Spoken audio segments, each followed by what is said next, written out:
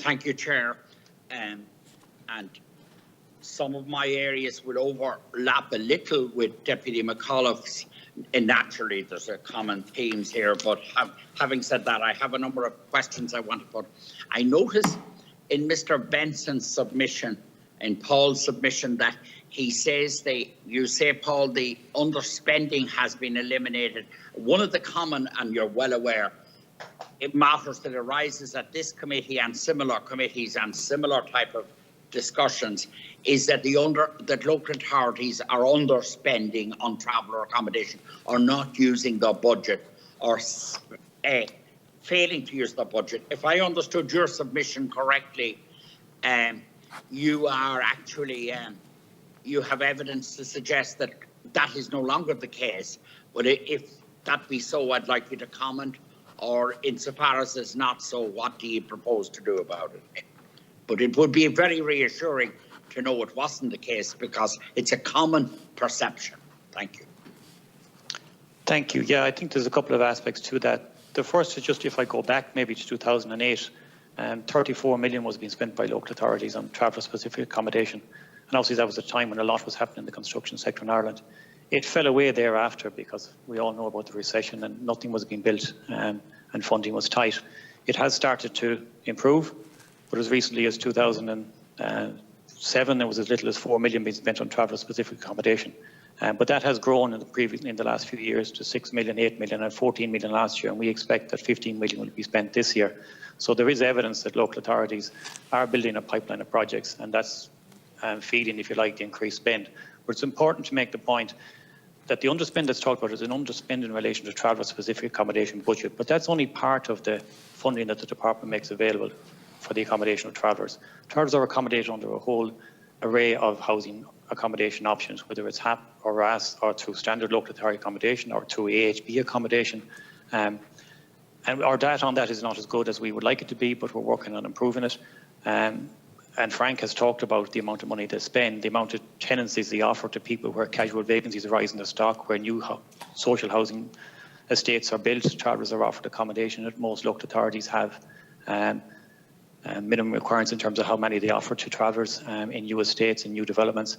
But all of that is encountered when the discussion you hear is about the traveller-specific accommodation budget, but there's a whole array of work going on and spending going on in non-traveller specific accommodation that supports the traveller population. And Paul, you would obviously, I assume you would agree, Paul, that the best option is the traveller specific accommodation. In other words, that, as Deputy McAuliffe said, the RAS or the HAP and the payment out in estates, maybe on a temporary basis after great effort to get the accommodation, is not the ideal, you know. I think HAP and RAS and 18% being in private rented accommodation, yeah, there's issues around that, but it's an important, very important safety net at such times accommodation is available, and without it, it would be a much more difficult situation. I'd make the point that I think the appropriate accommodation solution isn't always traveller specific. It's what the traveller themselves expresses what they want. And if that is standard accommodation, the answer is standard accommodation. If that is traveller specific, the answer is traveller specific. Yes, and there is a good consultation with them on that. So move on. Yeah, okay. Right.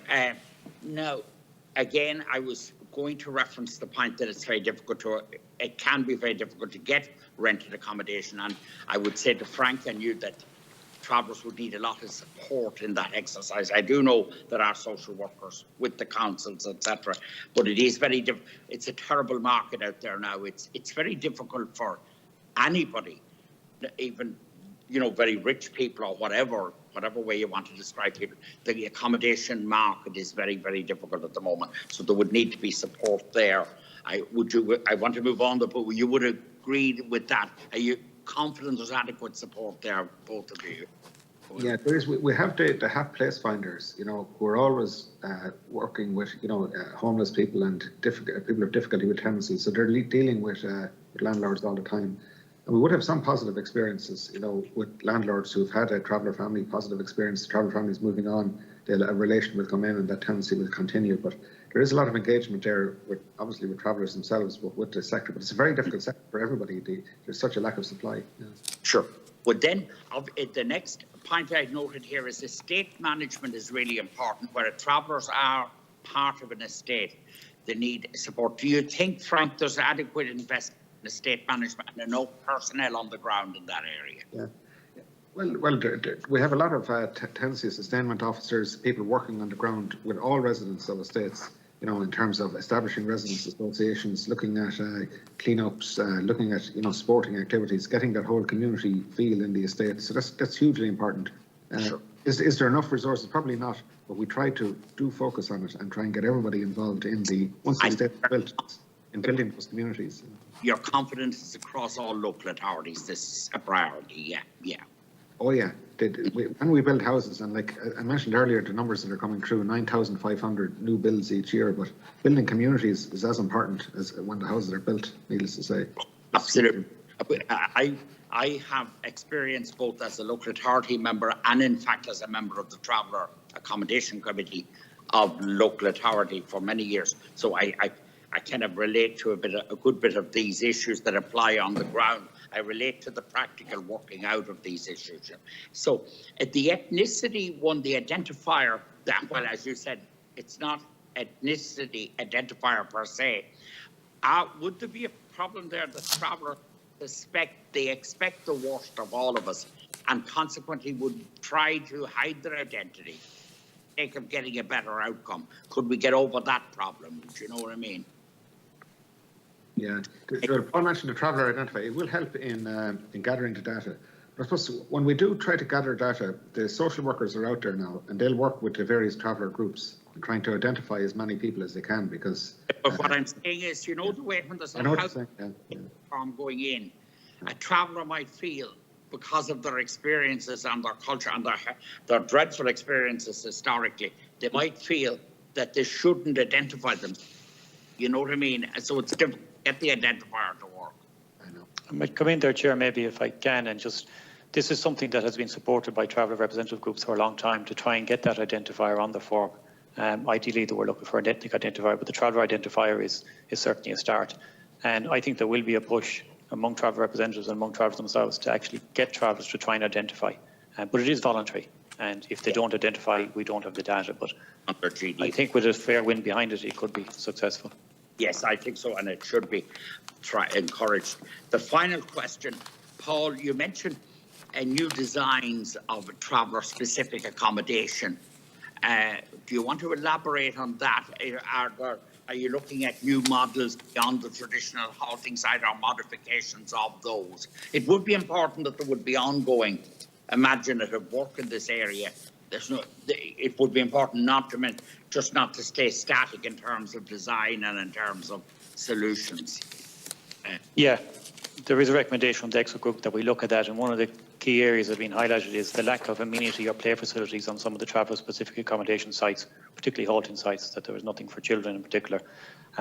So we hope to address that. It's sometimes since the standards and kind of design standards for traveller-specific accommodation, whether it's group housing scheme or halting sites, have been updated, and a lot has changed in terms of building regulations and building standards and people's expectations and the state's obligations. So we do need to update those, and that work will be starting. It's one of the 18 recommendations that is being worked on at the moment from the expert group.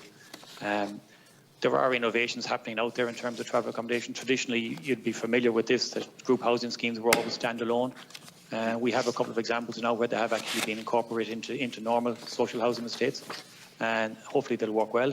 I think it's a potential, and it's potentially a successful model, and might make it easier to deal with some of the difficulties around Part 8 and the difficulties that local authorities encounter in bringing travel-specific accommodations through that process and through the planning process. So there are a couple of good examples, and maybe a way forward as well. So there are innovations and people thinking about different ways to do things to improve the lot. Yes, and in conclusion, Chair, I'd say that's an interesting model, the linkage immediately to the housing estate, you know, and the integration, a gradual integration there, which would. So look, I'm okay at that, Cathaoirleach. Look, thank you very much for the opportunity for the moment, unless other issues arise later. Thank you, Cathaoirleach, and thank you.